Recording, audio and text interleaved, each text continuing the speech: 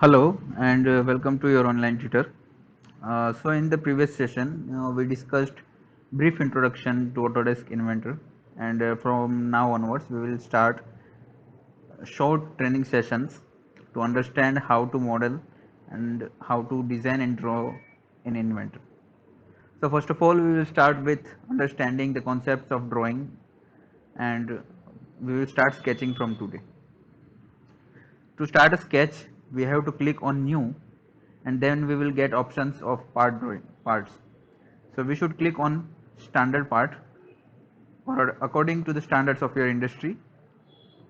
Here I have chosen the English standard of inches, and so this interface opens for the part modeling. And when you click on this origin folder, you can see different planes.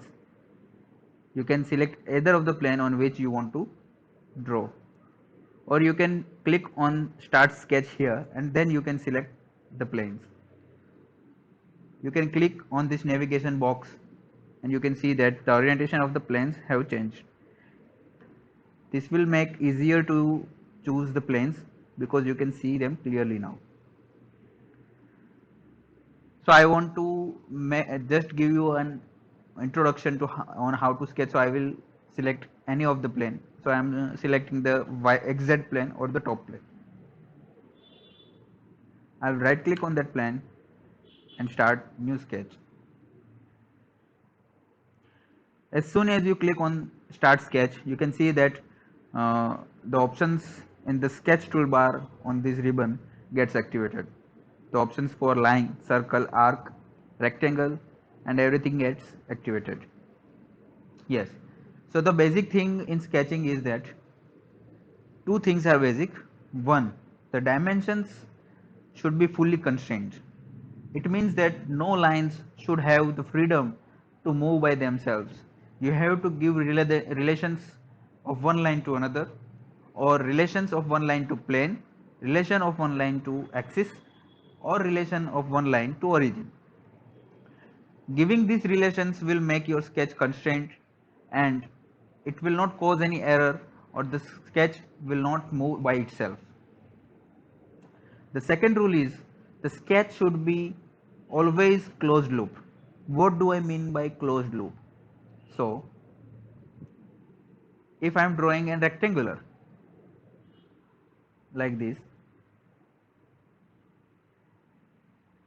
see, you can see here that this line is short and the point are not touching to one another. So this sketch is open looped. So when I finish the sketch and select any command, for example extrude, then it will show a pop-up and the outcome will be a surface and not a solid. So for solids, you will always have to make a closed loop. So once again, we will go and edit that sketch. Here I mentioned that we have to give relations. So from this toolbar, we can see constraint options. And from constraints, we can select an coincident constraint and match these 2 points. So now the loop is closed, but here at the downward ribbon you can see that two dimensions needed is showing. That means that the sketch is 2 dimensions short of being fully constrained. So we have to give 2 dimensions. In the sketch you can see that two lines are marked in blue, whereas two lines are marked in black. So the black lines are not related to one another or are not fully constrained. So when I click on a point and try to move it, it will move. The two black lines will move. So we have to fully constrain them. So I will give dimensions, width and height. For example, the width is 1 inch and the height is 1 inch too. Now you can see that the downward tab will show fully constrained. That means your sketch is fully constrained and your sketch is closed loop.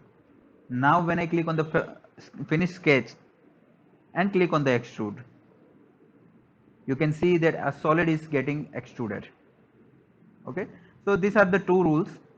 The sketch should be closed loop and the sketch should be fully constrained. Okay, now step by step we will see the options we can use in sketching. We will delete this sketch and we will start fresh. I will once again select the top plane and start sketching. Okay, so here are different lines you can select while drawing a sketch. So first I will select the simple line. For a line you have to define 2 points. First click will define the first point of the origin, and the second click will define the end of the line. Okay, so this line, you can see here that 4 dimensions are needed. So this line needs 4 relations to the origin or planes to make it fully constrained. So which 4 points can it be? So there should be a 2 point position for the origin of this line and 2 point position for the end of this line, end point of this line. So first of all, if I want to make this line horizontal, then we have to select a horizontal constraint from here, and then I will click on the line and it will get horizontally fixed. So now you can see that only 3 dimensions are needed. I want this line to be 2 inches from origin. So I will give a dimension from the origin as 2 inches. Okay. I want this line to be symmetric from the origin, or the midpoint of this line should be coincident with the origin. So I will click on the point here on the midpoint of the line and I will click on the origin. So now only 1 dimension is needed and that dimension should be the length of the line. So I will give a dimension to this line and I will assume it as 5 inches. Okay, so now you can see that the sketch is fully constrained. So in this way you have to give relations to different lines to make it fully constrained. You can make solids from the sketches which are not fully constrained, but what will happen is in future when you make changes to the part or the drawings, there will be a lot of errors in the sketches. So it is a good method to always fully constrain your sketch. I will delete this line and we will go ahead with another options. You can see we have an option of circle here. For circle, the first click will mean the center of the circle and the last click will be the diameter of the circle. The same way we can relocate the circle to anywhere on this plane and then we can give dimensions.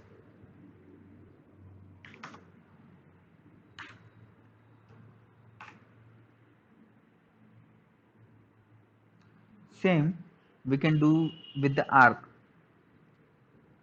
So the arc have 3 options here. There is a 3-point arc, a tangent arc and a center point arc. If we select the 3-point arc, the first click will mean the start of the chord, the second click will mean the end of the chord, and the third click will mean the radius of the circle or the arc. So once we have fixed that arc, we can give the dimensions. We can define this arc by selecting the endpoints. We can give the height of that arc and we can fix its position on anywhere on this plane.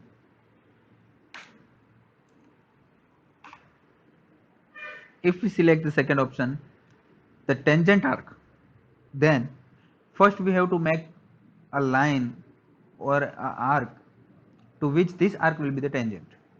So first of all we will make a simple line here. We will select the tangent arc, we will select the starting point, and now you can see the arc which is generated is tangent to this line. If we select the third option, the center point arc, then the first click will signify the center of that arc The first click will generate the center of the arc, the second click will signify the radius of the arc, and the third point will signify the end of the arc. So now we have seen all three options of the arc. Now we will see what are the options for rectangle. This is a 2-point simple rectangle. The first point will generate the start and the second will be generating the end of that rectangle. There is a 3-point rectangle too. If we want a rectangle which is not horizontally or vertically aligned, then you can use this option. First click, second click and third click will generate an entire rectangle which is not horizontally or vertically aligned. Of course, you can give relations and dimensions to all these features and make your sketch fully constrained. The third option in rectangle is center point rectangle. The first click will signify the center of the diagonal of that rectangle. The second point will generate the first line and the third point will be the end of that rectangle.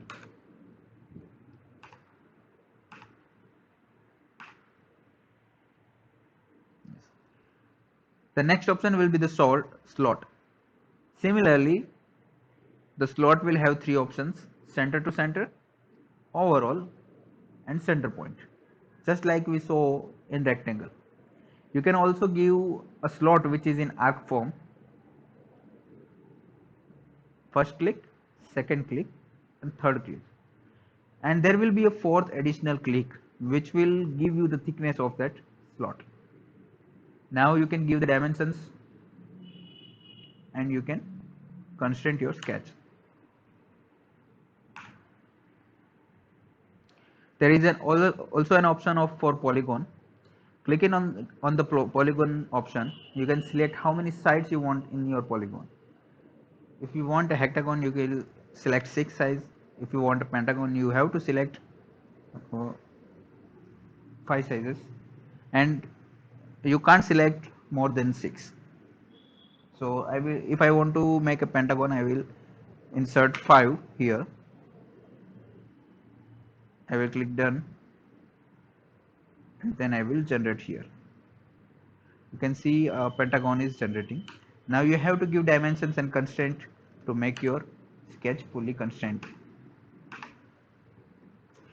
Moving on, you can see there is a fillet option here. Clicking on the drop down menu nearby fillet, you can see that there is also a chamfer option here. So if I have two lines having a common corner, I can select this options fillet. I can select those two lines and a fillet will generate at the corner. Similarly, if I click on chamfer,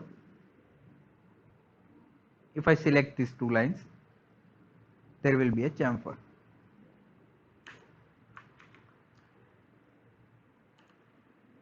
You can give dimensions or alter the dimensions of this fillet by clicking on the dimension here or just by inputting the dimensions when you select the fillet option. Similarly, while giving a fillet, you can insert your dimension here only, or you can edit the dimensions once you have given the fillet from clicking here.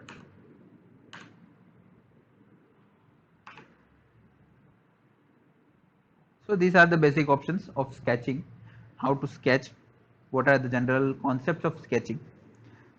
The other options are more advanced options and we will try them in the next section. Till then, I urge you to just practice these basic options so that you can have a simple idea of how a sketch is done and how constraints work. You can see the different options of constraints here: parallel constraint, perpendicular, vertical, horizontal, equal constraint, concentric constraint. Please try this one out and then we will see more advanced options of sketching in our next session. Thank you.